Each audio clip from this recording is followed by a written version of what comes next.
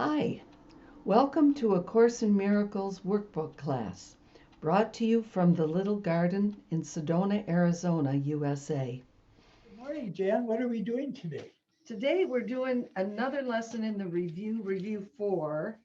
Um, we're going to talk about that review instructions, the introduction to the review, as well as lesson 146. My mind holds only what I think with God, and no one can fail who seeks to reach the truth. That's a good thing.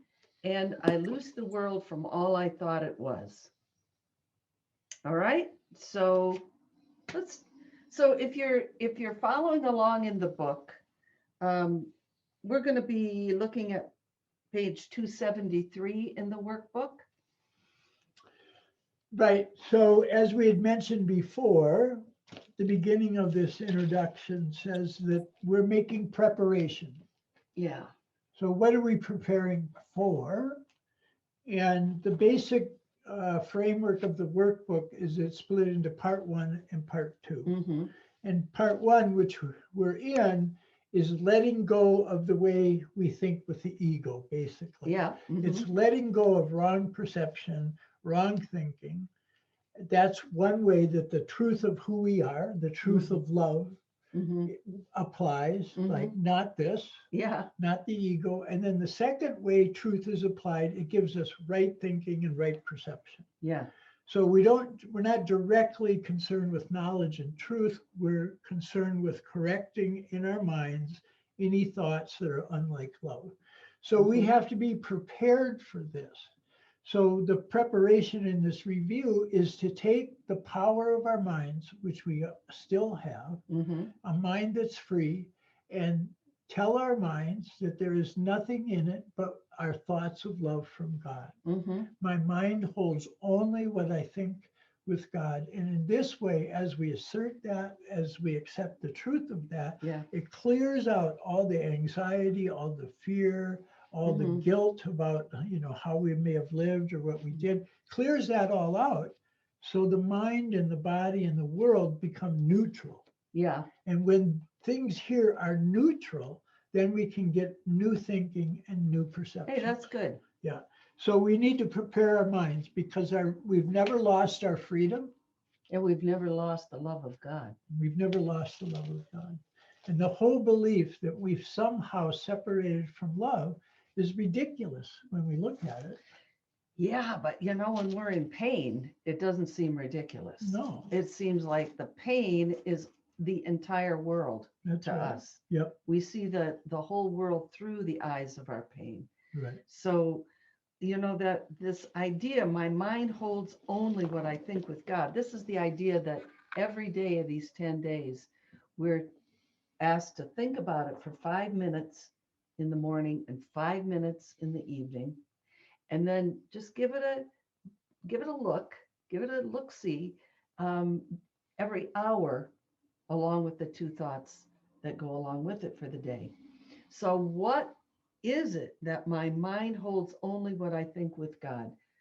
We've talked about this already in another class, but I got some more insight by looking at paragraph 4. Paragraph 4 in this introduction has got this most lovely image of a kid standing on the shore and throwing a stick into the ocean. To do what? His whole mind is focused on that stick. Yeah. And he thinks he's changed the ocean. Yeah. And what it says. He's going to stop the wave from coming with the stick. Right? The wave of love. Yeah, right. I have to interrupt here. Yeah, right. One of my best memories of my first set of in-laws was the fun we had trying to keep the tide back by piling rocks on the beach. And then we just worked like mad with rocks and sand. Of course we knew we couldn't keep it away, but we just worked harder and harder and harder and harder, and finally the ocean came in, and it's just like what we're doing with the ego. Yeah. It's like we'll put up our ego defenses, But the images that are here are a child throws a stick into the ocean and he can't change the coming and going of the tides. Right. He can't change the warming of the water by the sun or the silver of the moon on it by night. Right. And so what it's getting at is that God's love is oceanic. It's inevitable. We are going to say okay at some point. Yeah. We can't fail. If we've set the goal of truth, we can't fail. That We can't fail in this life even. in but- anything. In In anything that we think is an expression of our function of being loving and forgiving, yeah, that's true. we have everything we need for that. That's true. That's true. So that ocean of God's love Yeah. is the mind. It's like he's saying, my mind holds only what I think with God, and is comparing that to the ocean. Right. We can't change it by the sticks we're throwing, whether we're throwing them on ourselves, beating ourselves up with a stick, throwing it at somebody else. It's not going to change God's love. So let me see if I'm following your imagery and the metaphor. So if I think of the stick that this child is trying to change what can't change, Yeah, which is the waves of love that Yeah. come from love, that come from God. yeah, If I look at that stick as distorting my mind's meanings, if Yeah. distorting my thinking, and I Yes. say, no, my mind holds only right. what I think with love, my mind holds only what I think with God, Yeah, then we've let go of the stick of the ego Yeah. and this hopeless endeavor of trying to stop love from being in our awareness. right. Yeah, I mean, that really is what we want, is, at the bottom of our hearts, yeah. the freedom. Mhm. Like he said, when you do these lessons in this review, we're trying to teach you the benefits of freedom and peace, that you can be at peace right now. Mhm, And you can recognize I'm free mhm. to say no Right, to anything that's unlike love. right. I can do this. Yeah. I'm free to do that. And not only free, but supported. Yeah. I mean, we're supported by the truth. In order to keep ego going, we've got to work hard. Right. We got to really, really work with it. I'm sure you're all familiar with this yakety, yakety, yakety, yakety, yakety about a bad situation. Or, I came home from the grocery store this morning and I was like, meh, because the checker was, meh. Well, why should I have picked up her stick? There's no point. No point. It didn't make you feel good. It did not make me feel good. So this is what's interesting about, now we'll go back to paragraph 3. Yeah. It says, let us begin our preparation with some understanding of the many forms in which the lack of true forgiveness may be carefully concealed. Because they're illusions, these forms, the checker was cranky. So that's the form. No, it's hiding the fact that I'm not forgiving. If I think that her upset is contagious, it will be. Right. Yeah. So you're going, well, the ego is going, get with the program. Yeah. To her. Yeah. Right. Yeah, So right. get Yeah. with the program. Yeah. Get over it. Grow up. Yeah, whatever. right. Yeah, yeah. It's yeah. not gentle. Oh, the ego is so mean.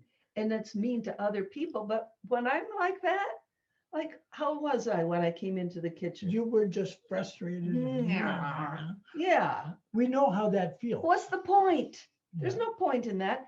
The point is, from ego's point of view, I stay focused on the person at the grocery store, so I don't notice that I am not forgiving. Yeah, right. That's our whole problem, dissociation. Yep, it's all about her.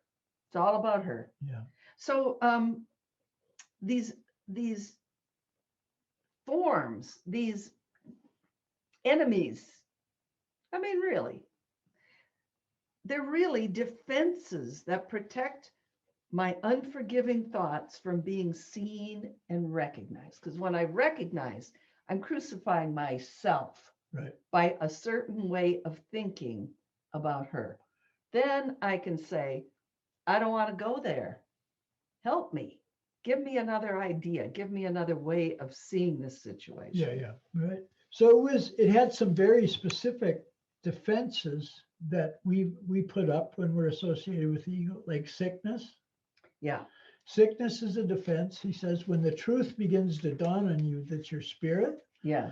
that you are love, that you're not a body, then the ego is going, oh, it's going to get rid of me. So we make ourselves sick, whether that's emotional sickness, Can be emotional, yeah. physical sickness. Mhm. And then the other was, if I defend myself, if I plan with the ego, with just myself, without access to the Holy Spirit or love, In other words, with fear. with fear, then it seems like I'm protecting myself, but Yeah. it's really an attack that's Yeah. coming from this belief that I lack. That's the thing. It says their purpose, the purpose of these forms. Yeah. So sickness or blame, whatever it is, their purpose is to show you something else, to show you, don't look at the ocean. Don't look at God's love. Purpose is to show you something else and hold correction off through self-deceptions. Made to Made to replace take the its truth. place. Yes. Yeah. So if I'm deceiving myself, see, it doesn't seem like I'm deceiving myself. It seems like the behavior of that person That's or the way the world is, that's really what's causing my mental content. But if I recognize I'm doing this to myself, yeah. even if, and a lot of the time we have to do that through faith Mm-hmm. and say, okay, well, I don't have peace, so I Mhm. must be off the beam somehow. Maybe there's another way to see this. You know, that's the simplest thing. Yeah. I don't know. That's what I really like when I remember it. Those very early lessons that basically say, I don't know what's going on. Give me another way of looking at this. So imagine that sigh of relief because you're wrong. Yeah. It's Yeah. like relief. Oh, I'm wrong. I'm wrong about who I think I am. Yeah. I think I lack. Yeah. I think Yeah. pain is the natural way to live, or Right. whatever. Yeah. But this is why moment to moment, Mm-hmm. we can watch our thoughts and see how they're developing. Mm-hmm. Like I'm loading one up, I'm loading one up. I'm going to get them with, whatever. To see that Yeah. is to know we have the ability to free ourselves. Yeah.